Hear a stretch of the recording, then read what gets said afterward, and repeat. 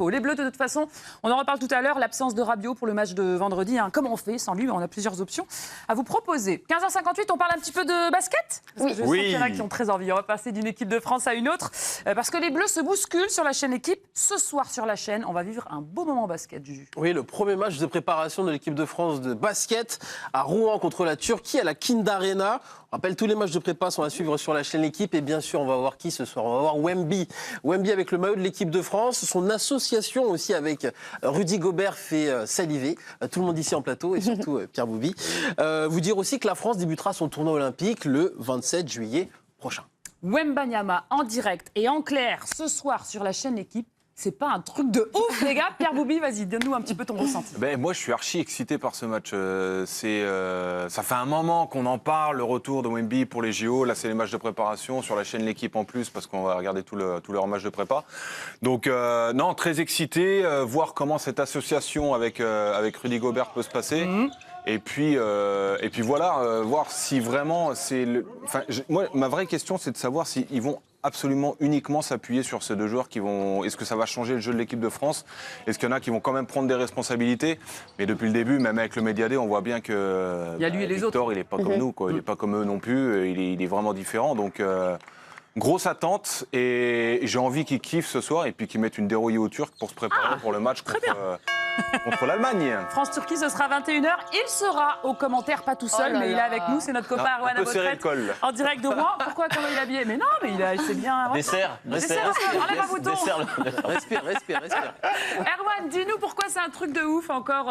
Wemby, on a déjà l'habitude de le voir sur la chaîne Équipe. On le voyait évoluer avec les Mets. Mais là, avec les Bleus à 23 jours, 23 ou 22?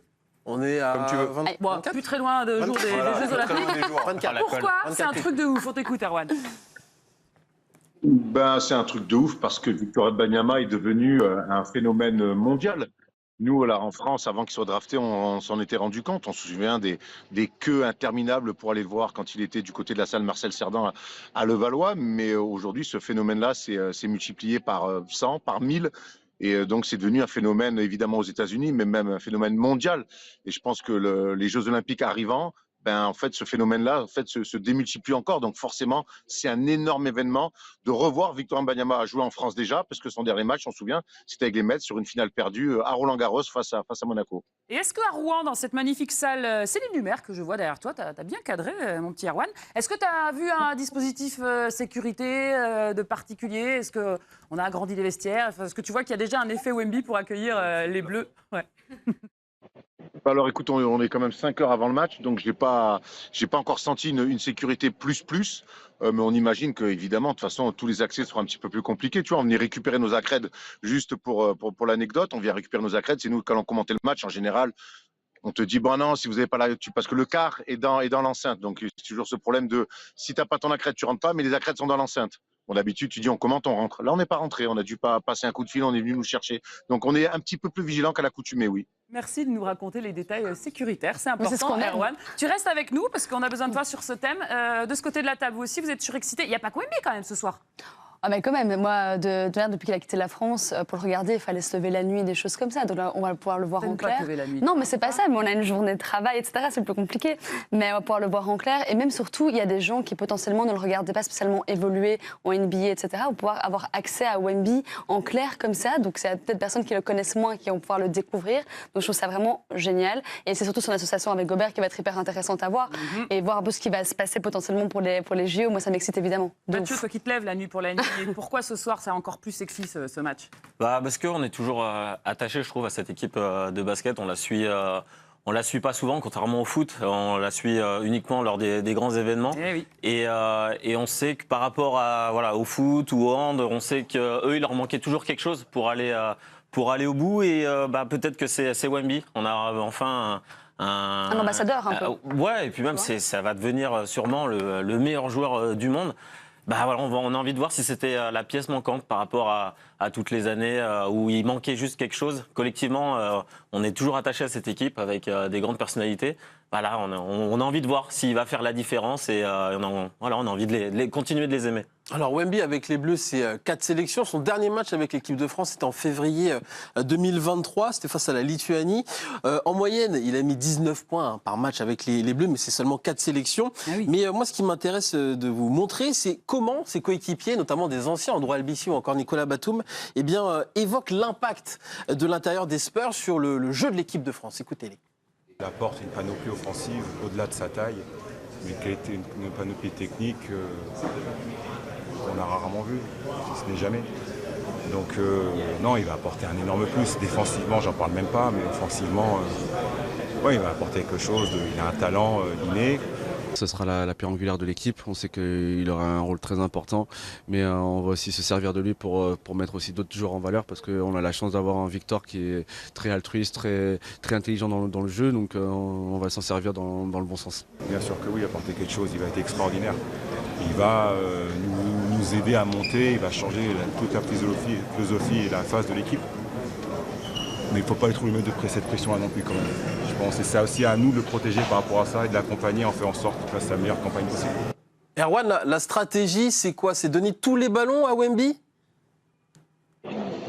Écoutez, je vais demander. Exactement ça. Je vais demander à ton préparateur physique. Tout sur Wemby. On ne réfléchit pas, on fait tout sur Wemby. Non, évidemment que non. Alors je sais qu'on a cette impression-là, on a envie que tout passe par lui. Évidemment qu'il va décanter énormément de choses. Mais la pire chose qu'on puisse faire, c'est le regarder jouer. Aujourd'hui, ça peut être... il peut décanter plein de choses, il peut scorer, il peut passer. Défensivement, ça va être aussi une tour, mais il va falloir que collectivement, tout le monde puisse exister. Il y a quand même pas mal de questionnements sur le poste de meneur de jeu, qui est un poste ultra important.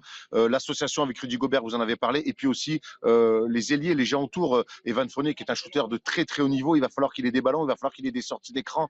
Donc, il va falloir qu'on soit un petit peu moins prévisible que ce qu'on a pu être sur le dernier Euro et sur la dernière Coupe du Monde. Donc, Victor doit nous aider à ça. Mais si c'est pour être prévisible, mais d'une autre manière, c'est pas non plus ce que va chercher Vincent Collet, et encore moins Victor Wembanyama. On se pose plein de questions, évidemment. Les débuts de Koulibaly en bleu, l'état de forme de Nando De Colo, qui joue sa place pour les Jeux. Je vois un Pierre Bouby qui trépigne d'impatience à l'idée de te poser une question. Ouais, parce que on en parlait un petit peu hier après l'émission, et par rapport à cette équipe de France, on a connu la génération un peu Tipeee, dont il reste un peu Batum et certains joueurs. Est-ce que tu ne penses pas qu'on est sur l'une des meilleures équipes qu'on a eues avec l'équipe de France, là, quand même? Sur le papier. Alors, pour moi, la meilleure équipe de France, sur le papier, pour moi, la meilleure équipe de France de tous les temps, de mémoire, pour moi, c'est 2011, quand Joachim Noah vient. Ils font vice-champion d'Europe. Aujourd'hui, pour moi, on ne peut pas définir une équipe de France meilleure de tous les temps sans que ça soit lié à un résultat. Peut-être que oui, sur le papier, mais ça ne veut rien dire.